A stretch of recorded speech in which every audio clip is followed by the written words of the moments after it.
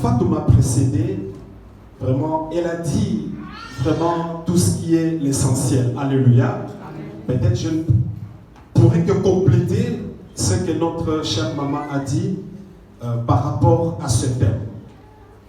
Alors, quand on parle de la relation entre l'époux et l'épouse, cette relation ne date pas d'aujourd'hui. Alors, s'il faut avoir une pensée contextuelle par rapport à la création, moi je dirais cette relation a commencé depuis le jardin d'Éden. Est-ce qu'on peut dire Amen? Amen. Alléluia. Amen. Parce que je me souviens, la Bible dit quelque part, lorsque Adam était créé, il était vraiment dans la solitude.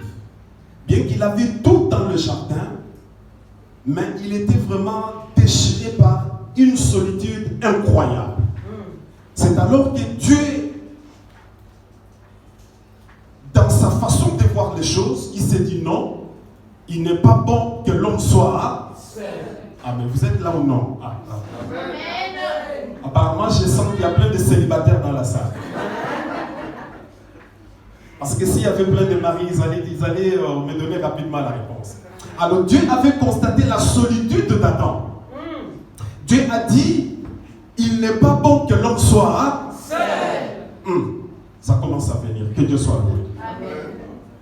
Alors Dieu a jugé bon d'endormir Adam et de retirer l'une de ses côtes et en fabriquer la femme que nous connaissons, qu'on appelle du nom de Ève. Et la Bible dit, Adam s'est réveillé de son sommeil et il avait constaté qu'à côté de lui, il y avait un être semblable comme lui.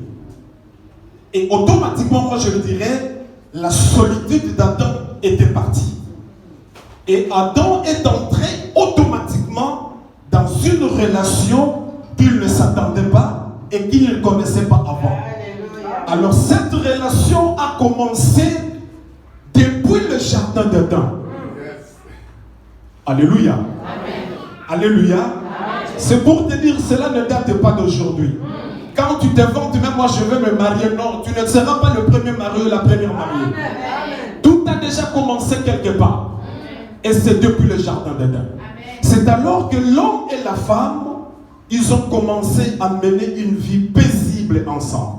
Malheureusement, il y a eu ce qu'il y a eu. L'homme est tombé dans la désobéissance. La punition est tombée. Mais ce qui est important, avant que la désobéissance puisse arriver, la Bible souligne quelque part. Il n'est pas bon que l'homme soit seul. Et la Bible ajoute, c'est ainsi que l'homme quittera son père, s'attachera à sa femme, et tous deux deviendront une seule chair. Donc là, nous voyons déjà le mariage. Quitter son père et sa mère. C'est-à-dire, c'était un détachement graduel. C'est-à-dire, l'homme devait se séparer de sa famille. Pas en quasi-totalité. Parce que nous avons toujours des origines quelque part. Étant donné que nous ne sommes pas sortis du néant. Alléluia. Amen. Alléluia. Amen. L'homme devait quitter ses parents.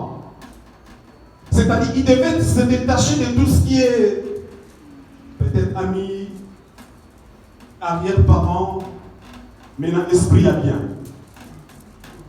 Alléluia. Amen. Dans un bon esprit. Et la Bible ajoute, il doit s'attacher à sa femme. C'est-à-dire maintenant s'approcher à une autre personne. Et dans l'objectif de fonder une union tout en devenant une seule chair. Ça, c'était même la prescription sur le mariage. L'institution du mariage.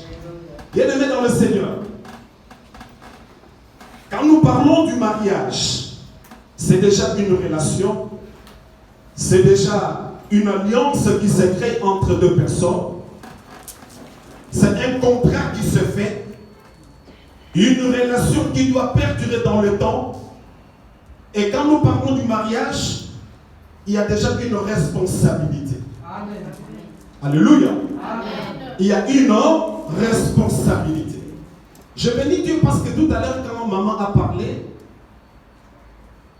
elle a défini le mot époux. C'est-à-dire quoi? Une union avec une autre personne par les liens du mariage. Or, quand nous parlons du mariage, c'est cette relation déjà qui se crée. Or, dans cette relation, laisse-moi te dire, le mariage parfois est très compliqué. Hein? Amen. Hein? Amen. Oui, pourquoi compliqué? Il y a ceux qui veulent entrer. Il y a aussi ceux qui veulent sortir. Les célibataires apprécient le mariage aujourd'hui. Bravo, que Dieu vous bénisse. J'aimerais que vous puissiez vous marier au nom de Jésus. Ah, je m'attendais à un bon amen. Non? Est-ce qu'il y a un célibataire dans la salle? Je te communique l'onction du mariage. Tu vas te marier d'ici la fin de l'année. Dis amen. Mais j'aimerais te dire, le mariage est très compliqué. Il y a ceux qui entrent, mais il y a aussi ceux qui veulent sortir. Parce que la réalité du mariage est tout autre. Une fois j'ai dit à l'église, vous savez, lorsqu'on est encore sur le terrain, je peux rencontrer une fille, je peux la draguer, tout comme aussi la fille peut me draguer, ça arrive, hein? Ah mais oui, aujourd'hui les filles draguent aussi les hommes. Au nom de l'amour, non? Ça peut arriver, non? Oh, mais la salle, ça peut arriver, non? Oui. Les filles, ça peut arriver, non? Oui. Voilà. La réalité, quand nous sommes dehors, c'est autre chose. Mais quand le mariage arrive et que nous sommes ensemble à la maison, c'est aussi autre chose. Parce que quand on est à l'extérieur, le cœur bouillonne, vous ne pouvez pas l'imaginer. Alléluia. Amen. Tu as soif de voir ta femme du matin au soir, sans se fatiguer, sans se lasser. Mais la réalité, quand on se retrouve ensemble à la maison, ça devient autre chose. Je l'avais dit une fois à l'église, tu as ta fiancée, par la suite Dieu vous fait grâce et vous vous mariez, et vous arrivez ensemble à la maison, tu ne découvrais pas quelles ont été les habitudes de la fiancée ou du fiancé.